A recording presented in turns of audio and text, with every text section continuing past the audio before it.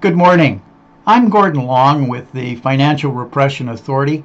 It's my pleasure to have with me this morning Jeffrey Snider.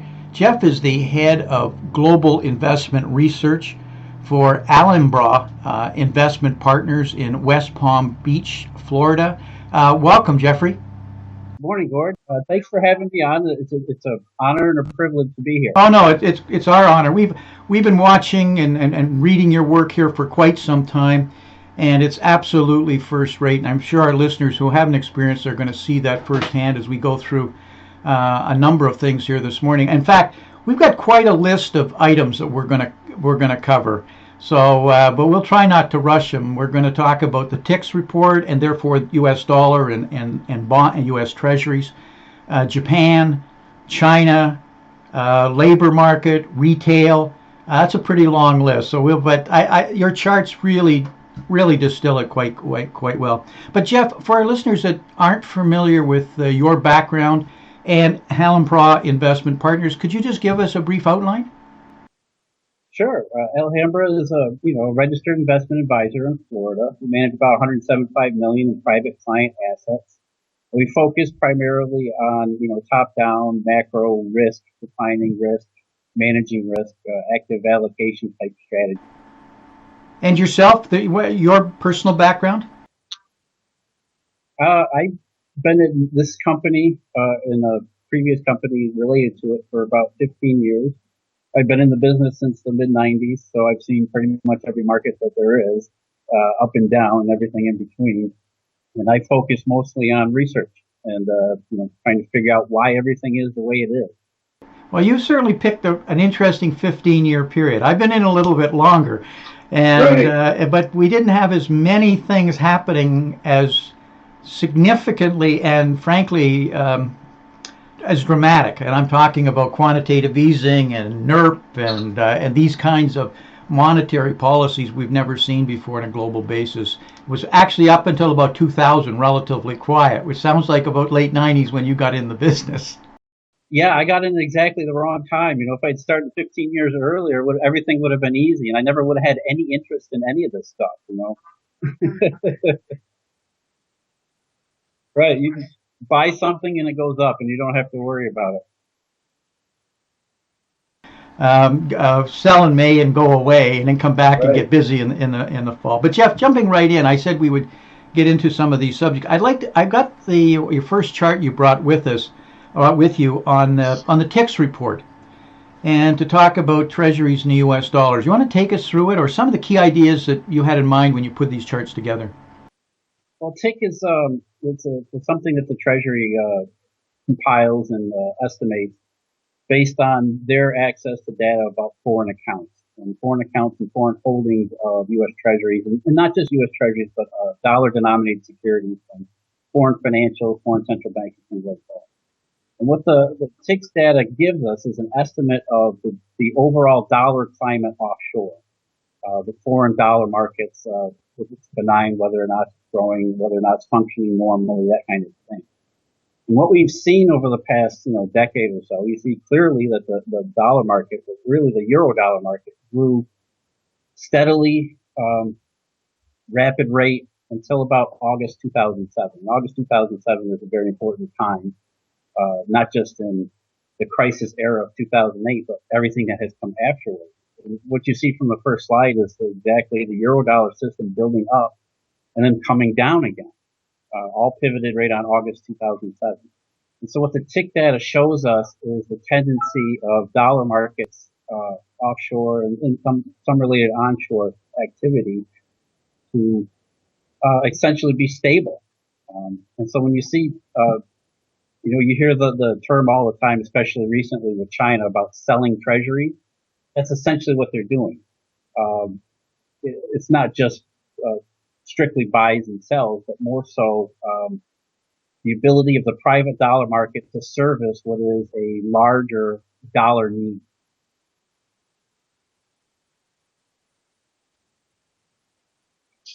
The second chart is the official sector, which according to the Treasury Department is foreign central banks and foreign governments' direct ownership of U.S. dollar assets. And so, obviously, more recently, central banks have been busy, quote unquote, selling treasuries because the private dollar markets are in such a mess, such turmoil that central banks don't have any choice but to try to fill the gap. And so that's what you're seeing on that chart is, especially toward 2013 and then again 2015, 2016, that central banks and central governments around the world are faced with a private dollar market deficiency that they're desperately trying to fill the gap from with their own holdings. And there's other methods and means that are involved in that too, not just selling treasuries. They're doing swaps, they're doing forwards, they're doing all sorts of other activities, but the premise is exactly the same. That the private dollar market offshore is in such disarray that foreign central banks and foreign governments are at a historic level of involvement in trying to fund their local market. Yeah, I fully agree with it. What I've witnessed here in the last few weeks is pretty evident the degree to which China is selling its reserves, and you see the correlation between the reduction of their U.S. treasuries and at the same time the reduction of their foreign currency reserves. There's a direct correlation. If you include Belgium, which is where I think they were also holding reserves, but that's another discussion. So we got China selling, and I think a part of that is to try and stabilize the yuan that's going on. We've got all the OPEC countries who are serious current account deficits, so they're trying to maintain, in a lot of cases, the peg that they have with the U.S. dollar, and I think some of those pegs are in jeopardy. And then I look at countries where there's a dollar shortage. I just read here this morning that Egypt is screaming about this. United Arab Emirates is screaming about a serious dollar shortage. So I think your terminology, a turmoil, is exactly the case. You're seeing the same thing? Oh yeah, and it's Asia, it's South America, Argentina, Brazil, a lot of I mean it's almost universal. And that's where you get to take that it's not comprehensive, but it's another snapshot into the global dollar world, and it's overall there's a lot of distress, a lot of deficiency that central banks are trying to meet and doing so poorly. I mean, let's face it, there's not really a lot of ability for them to do so. They're doing what they can, but the dollar problem is much bigger than they can handle. The emerging markets who borrowed, and it's been ballparked at between $7 and $9 trillion in loans since the 2008, did it in U.S. dollars. So now their currency is falling because trade is slowing. They've got current account issues, but they got to pay their debt, their IOU, back in these big U.S. dollars. So, which is a serious problem. So all of this is leading actually to dollar strength. I know short term we've had some selling pressures here for what I just said. So there's been some weakness in the dollar. You any feeling for what you think the dollar will do longer term? Well, I like to separate dollar strength, strong dollar from the wholesale finance end of it. The rising dollar is to me a multifaceted term. It's not strictly the dollar index going higher, versus the euro, the yen, whatever else. The rising dollar, the stronger dollar, is essentially the same thing we've just been talking about. It's a manifestation of a dollar short. You think about the world of short dollars. Anytime you have a short squeeze, the price of whatever's being squeezed goes through the roof, and that's exactly what we're seeing with the dollar. Going all the way back to 2014 now, it's hard to believe it's been almost 2 years. But that's how systemic and how entrenched this dollar problem really is. Yeah, but there's something, you're absolutely the right terminology. I see it as a dollar squeeze, but eventually that squeeze can abruptly end and reverse. But what I'm also seeing is, when the ECB announced NERP approximately 2 years ago, negative interest rates, at least at the ECB level, and we've had other countries, Sweden, Switzerland, Denmark, follow through, is the dollar really gained strength. There's a direct correlation when that happened. But now we have Japan announcing and going relatively full stream in NERP, and we all know the Japanese carry trade. Is that going to put further, as a flight from Japan into the U.S. dollar is going to put further longer term pressures on the U.S. dollars, assuming we don't go NERP? That's a big assumption, right? Not and a bad one, by the way. But let's call it in the interim until we do go. Yeah, I think you're right. I mean, look, the idea that Japan has to do NERP after doing QQE, QQE is supposed to be the biggest thing ever. and obviously it didn't work. In fact, it was more harm than good. Yeah, I mean, so there's pressure on wholesale finance in general and the dollar specifically because people realize, investors realize, financial agents realize that none of this stuff really works.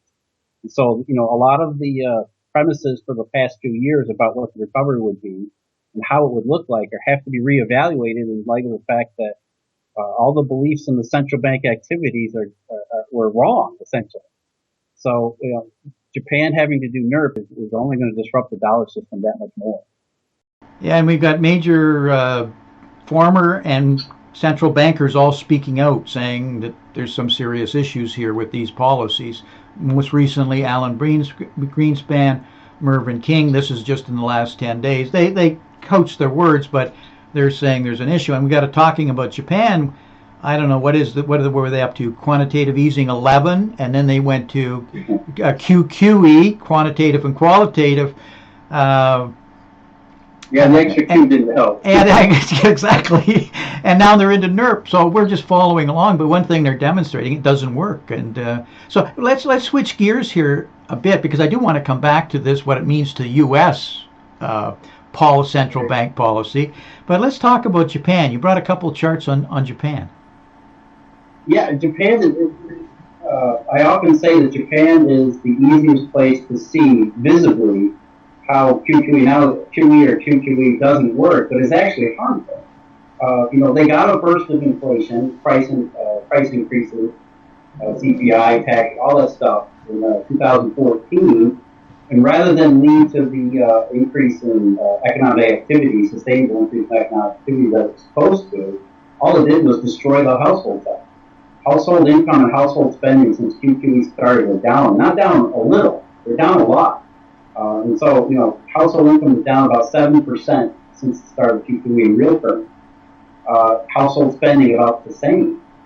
And there's no GDP growth to offset it, which was supposed to be the point. We talked about monetary policy. It was a redistribution effort where, even central bankers will admit that somebody has to lose in it. And it has been the household sector, it has been savers, it has been those with wages and income in Japan. But there has been nothing to offset it. The cost is supposed to be offset by economic growth at some point in the future. And in Japan, there has been no economic growth. GDP is flat, slightly lower. So the household sector gets pounded by QQE with no recovery. So it's been a net harm upon Japan, and it's very visible, very easy to see. Yeah, but nobody seems to want to admit it. It's supposed to, the wealth effect is supposed to kick in, and therefore create demand or bring demand forward. And the wealth effect actually hasn't been captured by the household. It's been captured by the top 1% who've been in higher asset values and have done quite well.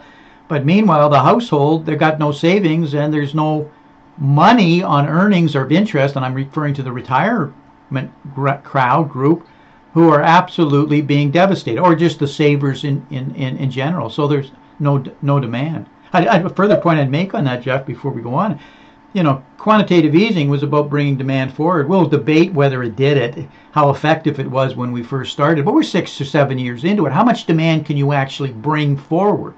But I don't even think that's the problem. It's not a demand problem, it's a supply problem, because what cheap money does, it also expands supply dramatically because everybody can expand. They can, we saw it in emerging markets. You just take a trip through the country's emerging market, the explosion in investment in manufacturing and raw materials has been mind-boggling. And what happens then is you lose pricing power. And when things start to slow, you can't sustain it. You got no pricing power, so supply has a huge issue. And so it's more than just demand. We went on too long. Right. Well, in Japan, it's actually worse because not only does the household have none of the benefits of QQE, Japanese companies that did get some nominal yen inflation through the yen's depreciation started offshoring all their production. So not only did the household sector take the brunt of it, the supply side of Japan shrunk essentially as they moved a lot of productive capacity offshore. So it's not just that the household sector got worst end of it. The entire Japanese economy was impoverished by QQE. And, it's the same in any of the other QEs, but in Japan it's the most visible. You can actually observe the direct effects more clearly.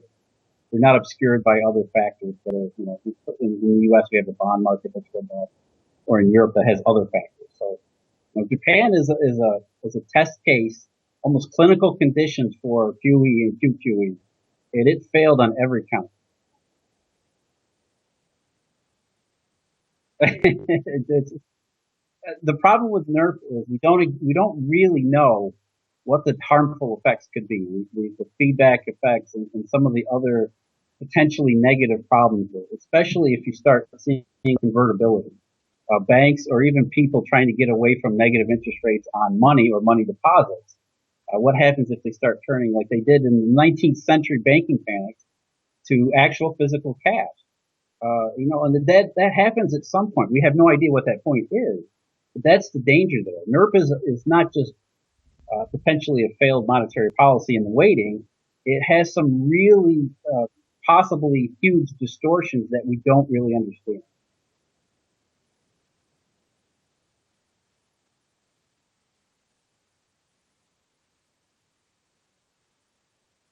Well, yeah, and then yeah, in a lot of cases, well, first, holding cash is a negative yielding prospect to begin with. There's a cost to doing it.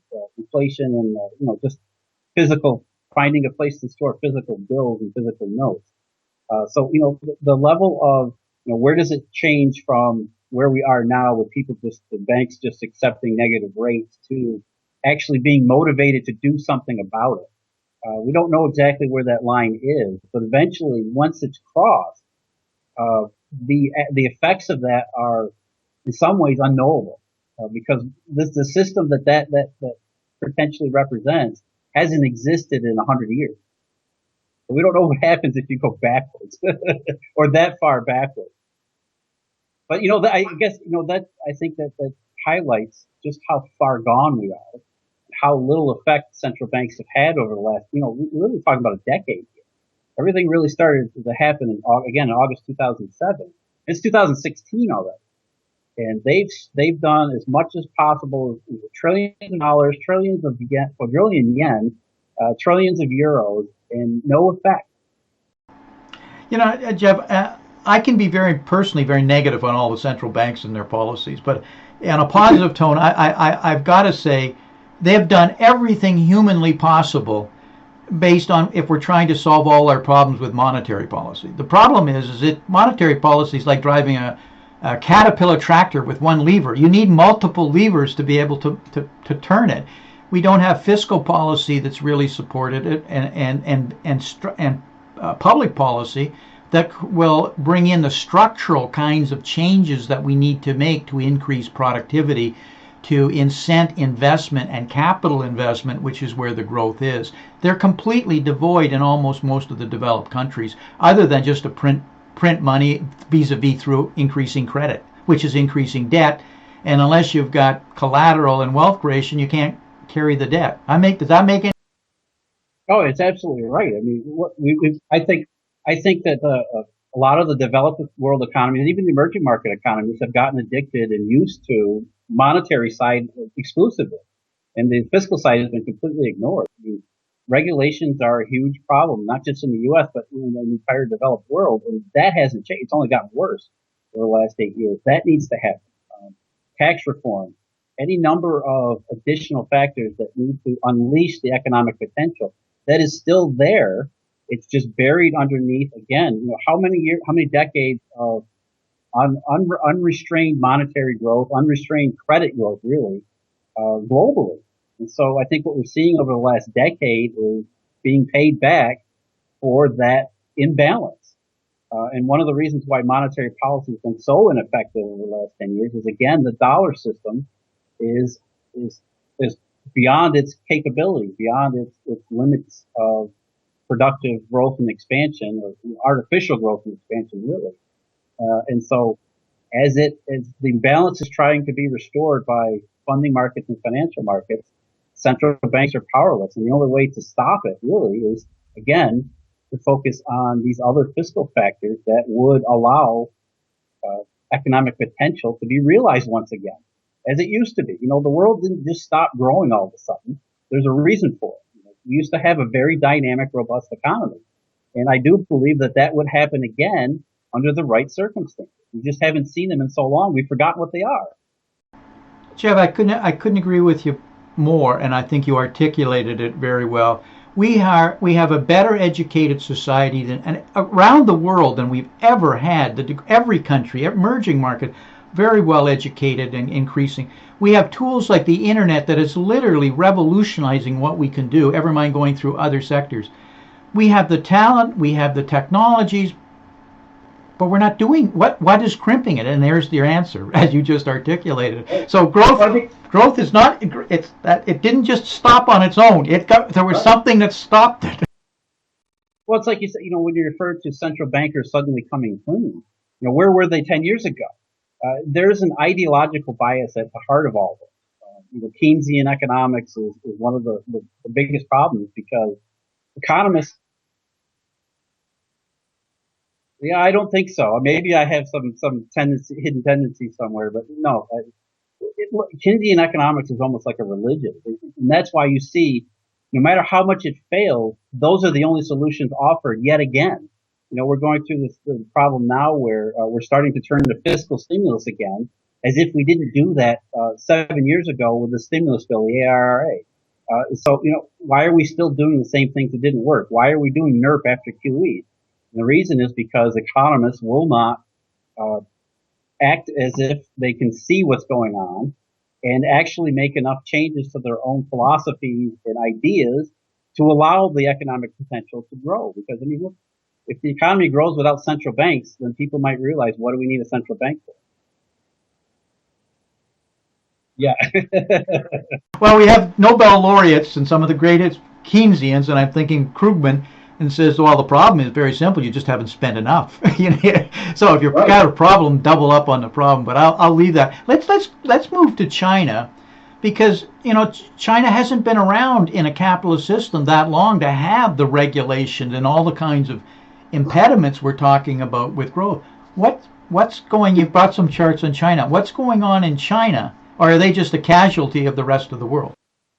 Well, they're both. Look, they started out as with all those impediments, as you say, and they've been haphazardly and ad hoc trying to remove some of them in almost a controlled fashion. But overall, recently, China is a reflection of the global economy, the global dollar economy most, because China is perhaps most sensitive to dollar conditions than any other foreign system.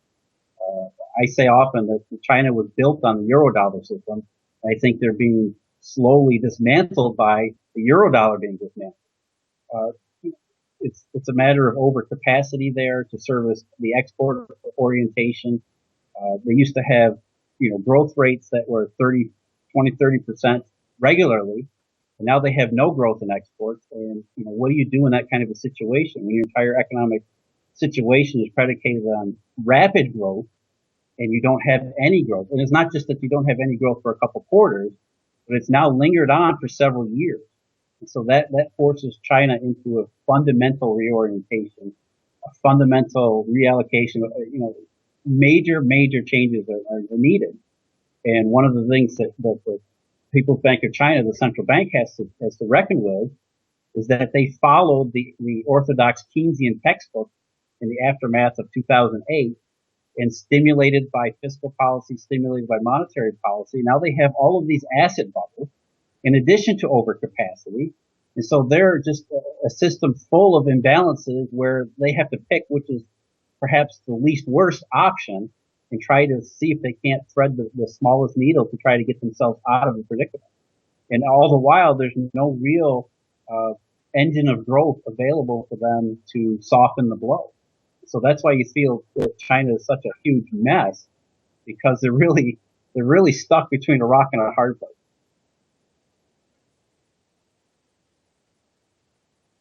Well, I think what they've been doing, the likely outcome is that this isn't going to work.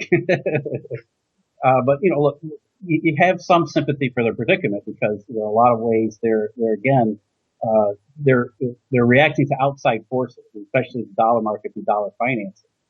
But they've been attempting to reform over the last couple of years. And in my mind, what their reform really is trying to manage their internal bubbles so they don't explode while they simultaneously try to manage their overcapacity issues, and the fact that industry and the export industry aren't going to be what they used to be.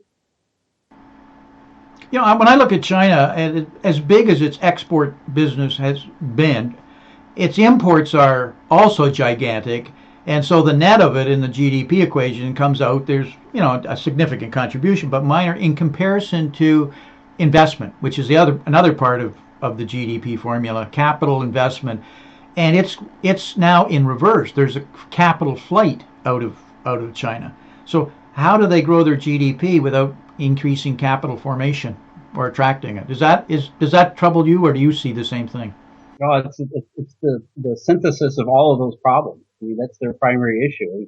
If you start with a condition of overcapacity, where are you going to find growth from when that was the only place where you got growth? And you hear all these stories about how they're trying to reorient to a services and consumer economy. And I think that's more of a pipe dream and a wishful thinking rather than actual conditions in China. And you see that with a lot of the economic data, especially recently. The services PMIs are falling as well as the industrial PMI. Again, is there a legitimate path forward for Chinese growth, for Chinese markets? I don't know. I think what they're trying is almost a Hail Mary approach because they have no other option. I mean, when you're faced with huge overcapacity, which was the driver of your growth for so many years, at the same time, your financial markets, which are predicated on dollars as much as internal liquidity, are, it's all a mess. What do you do? And I don't think there are any easy answers there. And I'm not sure there's really a whole lot of window for success. What do you see happening with the yuan right now? They're trying to maintain it within that band. There's a lot of pressures on it weakening because of the problems we have. They're selling dollars to try and strengthen it. What do you see midterm, intermediate term, even longer term? Well, it has to break at some point. It's almost like any other currency peg. It may not be pegged in overt fashion, but let's face it, they're trying to manage the convertibility issue as much as they can. But again, it is no different than Brazil's real. The pressure is all downward, and eventually that will overwhelm whatever the PBOC can do in the intermediate term. And it's it's a reflection of all of their problems being combined in the worst possible way. So we may see a lot of, and we talked about it earlier, currency pegs that have all been based on the U.S. dollar and the euro dollar and the petrodollar starting to collapse, maybe dramatic a fashion as we saw in Switzerland, 2 years ago against the euro. Is that a possibility, or am I being doom and gloom here? Well, it's not really doom and gloom as it is, let's face reality. I mean, economists, again, Keynesian economists have thought that what we entered in 2007 was a temporary deviation from a sustainable global growth path. What we're realizing almost 10 years later is that wasn't the case. We're in for a structural realignment, a structural, complete revaluation of the entire economic system and the financial system that goes with it. So currency pegs that are destroyed and lost, currency devaluations, these are just symptoms of that overriding structural issue. And so those are the adjustments that are probably necessary to have been made or to be made yet, that have to happen in order for us to once more a sustainable growth path. So we're really just, we're still dealing with the fact that central banks are trying to act against what is the more natural market forces. Well, I think you're again right on with that, Jeff. After the Second World War, the state of the globe world was in such a disarray and imbalances that we had the Bretton Woods and we came out with the World Bank, IMF, the dollar as the reserve currency that to stabilize the world. And I think my opinion right now is globalization. And what has happened so dramatically is we're now at imbalances, and all these things we're talking about are symptoms of change trying to happen. That it's almost of the same magnitude where we need the same kind of realignment. And we address the dollar reserve, a dollar as a reserve currency. And I'm not picking on the dollar, but changes, institutional changes that need to happen. And unfortunately, I suspect they're going to wait until a crisis happens to make the changes. That's human nature. I mean, that's the way. I mean, they call the FAA the tombstone agency for a reason. They don't change until there's an accident. We didn't get any even hints of reform until 2008 happened. And even then, it was only partial and misguided and misdirected.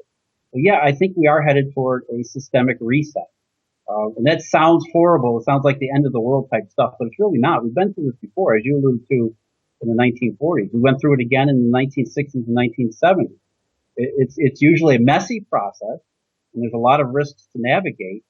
But if it's done correctly and done in a sustainable and intelligent fashion, it can work. There's hope here. The problem is, I think, 10 years on from the start of all this mess and financial turmoil, is that it has to happen. I think that's the verge of what we're seeing, especially recently, is that, there is no other option here. We cannot go back to the way the world was before 2007. I may be a little older, but I'm very, very optimistic about the future. But the future, unfortunately, I'm talking about 6, 7, 8 years out from now, when we go through this very, very messy adjustment that has to happen.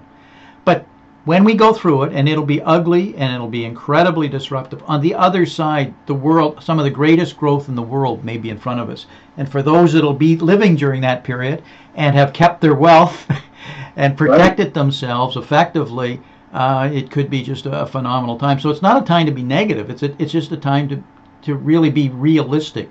Jeff, for the sake of time, moving around, let's come back home now, if I can say that, to the United States. And because I wanted to talk about retail and the labor market. The United States has been the global engine for decades, and we've always talked about the U.S. consumer for decades. When would they ever be tapped out and stop spending? And no matter what, it just kept on spending. And now we have a 70% U.S. consumption. But I just think the U.S. consumer is now tapped out, and I see that when I look at retail growth and square footage. I'm wondering how it can sustain. You brought a couple of charts on. Yeah, well, retail sales have been low or negative and recessionary low, even when you include auto sales, which suggests U.S. consumers aren't spending at all, let alone, they may be tired or under some pressure. They're under significant pressure. And, when you see retail sales depressed as they are, it makes sense in terms of when you think about a manufacturing recession, for example, the fact that we're seeing right, and there's really no mystery as to why. I mean, if consumers aren't spending through retail sales, manufacturers aren't going to produce goods. What the really concerning part is the inventory end of that, where you have retail sales horrible, but inventories are still rising even though manufacturers are already cutting back, which suggests that the problems are much worse than they even appear at this particular moment. Yeah, we used to call it channel stuffing, but I think that's what's going on here. But it ends badly. So this is the trend, though. This is not just this quarter or last quarter. This slowing in retail consumption is a fixed trend in place now. Yeah, it started about 2012, which is a significant period. It aligns with a lot of the other global economic factors that we see. Chinese exports weakening in 2012 too, which again makes sense. It's confirmation of what we're seeing with U.S. consumers. But really, since the quote unquote rising dollar in 2014, U.S. consumers has fallen off a cliff. Retail sales and a lot of the subcomponents, ex-autos, have been negative in their year-over-year comparisons throughout 2015 and into 2016. So obviously, U.S. consumers were in trouble for a couple of years there after 2012, but that has only amplified in 2015 and 2016, which goes along again with this appearance of a manufacturing recession and economic difficulties in a lot of the overseas economies that depend upon export growth. Well, it's already been almost 2 years, so eventually you think you find a bottom, but it's almost like it's a slowdown that won't stop slowing down, which is what it really looks like. It's not your typical recessionary formation. It is, I think, what it is more so than anything is this lack of real recovery that has over time just eroded the strength of U.S. consumers to continue to expand their activity. And so you see this, slow downward slope that just keep going downward. With the rise of inventory, manufacturing already adjusting, at some point you'd think it'd have to break and see something more similar or more conducive to something like that.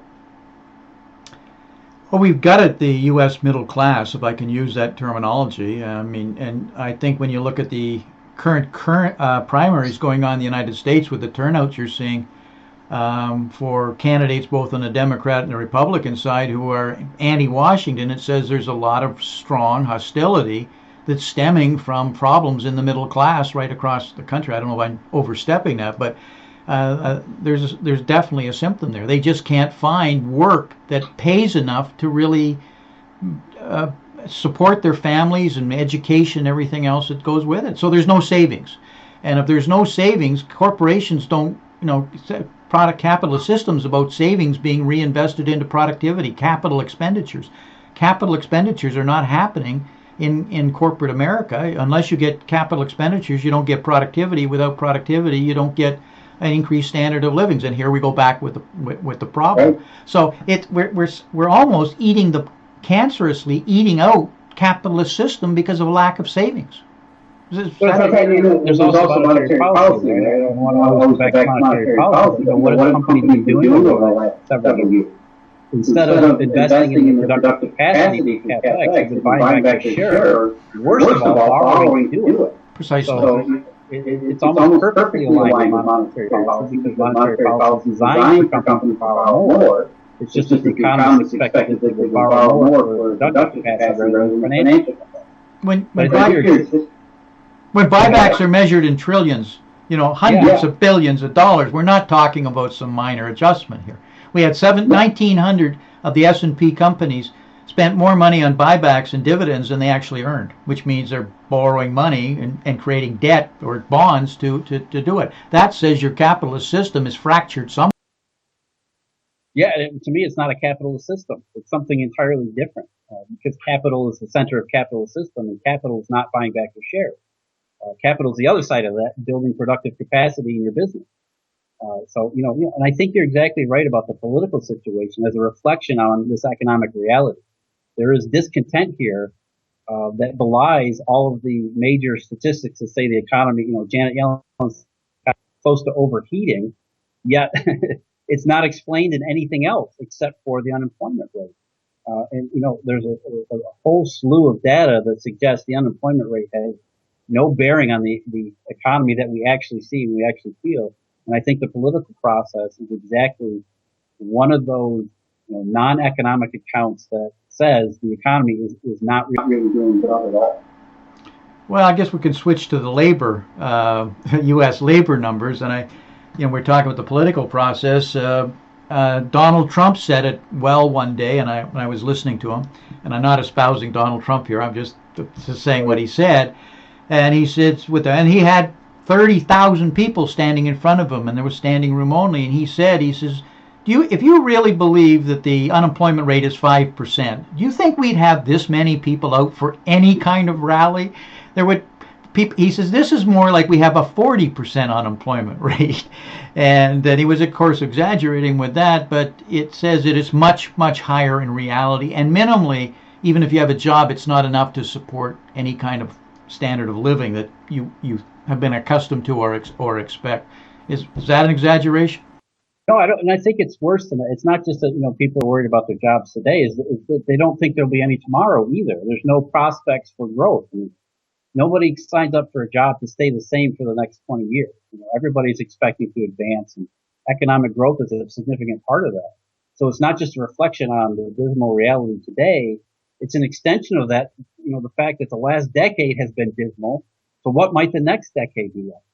And so I think it's a whole order of magnitude worse than just what's happening today. I think, again, people sense that there needs to be a systemic reset and reorientation. And getting back to the unemployment rate, the best job market in a decade is what we've been told over the last couple of years, but yet we don't see it anywhere else. The unemployment rate goes below 5%. We're totally we're at full employment. Yet why are retail sales contracting? Why do we have a manufacturing recession? That doesn't make any sense. Why are food stamps still at 45 million people?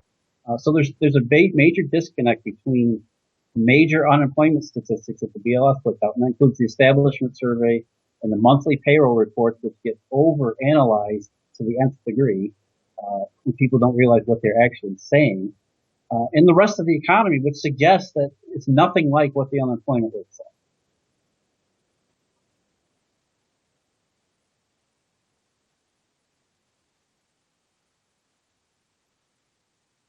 Yeah. Right, and that's the best case, right?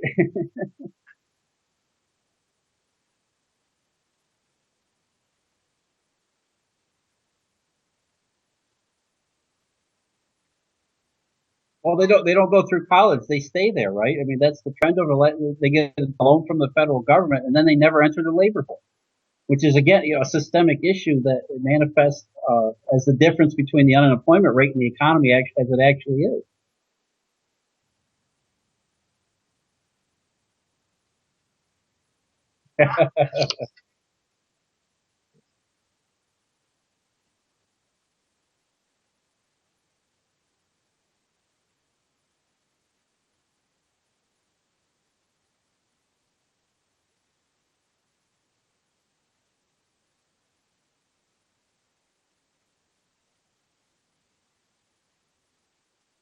Well, I think the first thing we need to do is allow the systemic reset to happen. It needs to happen. We need to find a stable foundation for growth. And then we'd have to do everything possible not to screw it up again. So it's really, I think that if those are our overriding, criteria, then there's a chance that we could unleash the economic potential that is there. I mean, it's always been there. And I think what we're seeing now is something very close to the 1930s and 1940s, where the growth of the 50s and 60s and forward was really predicated on the fact that, economic potential and economic expression was suppressed for so long. And so in my mind, that's exactly what we have now. We have economic potential that has been suppressed for so long, by any number of factors, that once it's unleashed, I think it will be tremendous. So all we have to do is not do the things that we've been doing. Recessions, we've seen that seems to be a ugly word now. We just use the R word, but Right. they're needed. And that's this clearing mechanism. That's this reset that allows us to begin traditionally to get some of the malinvestment out of the system, to get risk properly priced, because I believe it's totally mispriced right now. Because of this unintended consequences, you've got start to get proper price discovery, so that which we don't have, which allows you to make investments, so that you're willing to make investments. And I'm talking about corporations. It just feeds on itself. But until you get some level of reset, it will never happen. And throwing more money and more debt or more credit at it is just going to compound the problem. You get more malinvestment. Am I being too simplistic? No, not at all. I mean, look, that was the economic doctrine from the 1970s and the 1980s. They Keynesian economists, which, they merged with monetarists, and essentially decided that recessions are everywhere bad. That recessions should be fought tooth and nail every time they appear. And the idea was what they called, filling in the troughs without shaving off the peaks, was the phrase that they used. And the idea was that you mitigate recession as much as possible, because that wouldn't destroy or harm your potential growth. And what we found is, I think, the exact opposite, especially in 2008. Not only did they not mitigate the harm of recession or the downward force of recession, it seems very clear that over the years they have shaved off the peaks, because there is really no growth since then. So it was an absurd idea to begin with, and I think that has been borne out by the conditions that we find ourselves in, and continuously so. So yes, recession is a necessary process. It's like anything else. Creative destruction makes sense for a reason. Efficiency is the overriding goal here, and it's the overriding condition that allows sustainable growth. And if you don't allow recession, you don't allow failure, you don't allow things to decline, you won't have efficiency. You can't prop up bad businesses and expect the economy to grow. Which is, that's what debt does when it's unfettered by any other constraint. Well, my close associate, Richard Duncan, believes quite strongly, and I argue that we need, this reset. He believes we no longer have a capitalist system. What we have is what he refers to as creditism, and that is what has replaced the capitalist system. Instead of savings, we create credit, in lieu of it, and that's the problems. And he believes right now we passed the Rubicon where a reset would cascade with the dramatic impact on the globe is such that they've almost got no choice but to continue to try and sustain this. And the only way out, he thinks, is the proper use of this money that is created, and that it is applied to areas that in fact would give us growth. Sounds like a centralized planning approach, which I have some real problem with, and they never get it right. But he says, Gord, he says it's the only way out. Either that, or it's going to be beyond what you think is ugly. What your comments on that? Well, I think the creditism, financialism, however you want to call it, monetarism, it's exactly right. We don't have a capitalist system anymore, and we haven't. And part of the problem is the monetary system, the euro dollar, isn't actually money. It's a credit-based system, which means that banks are front and center of creating money that's used in the global economy. You wonder why, there's too big to fail, or why banks are always bailed out first. But that's exactly the reason.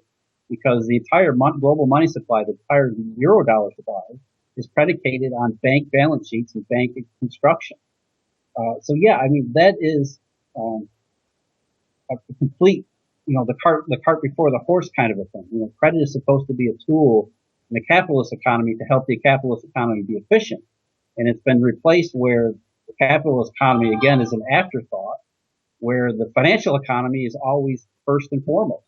And so, yeah, that's part of the systemic reset that needs to reorient to a capitalist economy that prioritizes money as money and not money as credit.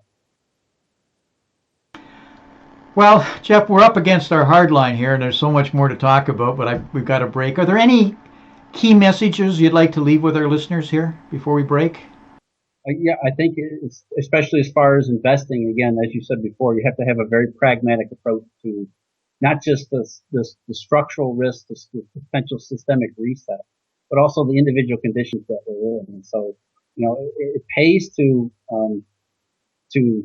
research. It pays to think about these things in more than just the cursory terms that gets, thrown around in the media today. And the unemployment rate's a perfect example. If somebody told you in 1999 that there was 200 some thousand jobs on the establishment survey that month, you would say, yeah, you know what, that makes sense. There's no reason to think about how that number came about and how the BLS arrived at that number. But today, when they tell you that it's the best jobs market in decades, and it doesn't look like anything else around you, you need to start looking beyond the headlines. You need to start looking underneath everything and really start to understand how all this stuff gets put together and how it all fits together. Right. We know the answer to that. Jeff, can you tell our listeners how they could really follow your work? I mentioned you published it at David Stockman, but I know you do at other sites too, and how they could learn more about Alhambra Investment Partners.